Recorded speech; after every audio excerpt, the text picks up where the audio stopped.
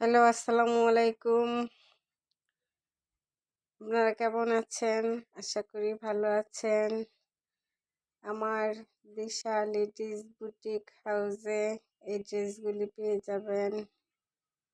সুন্দর সুন্দর জমজম Swiss cotton dress সাশ্রয়ী মূল্যে ঈদের জন্য সবাইকে স্বাগতম।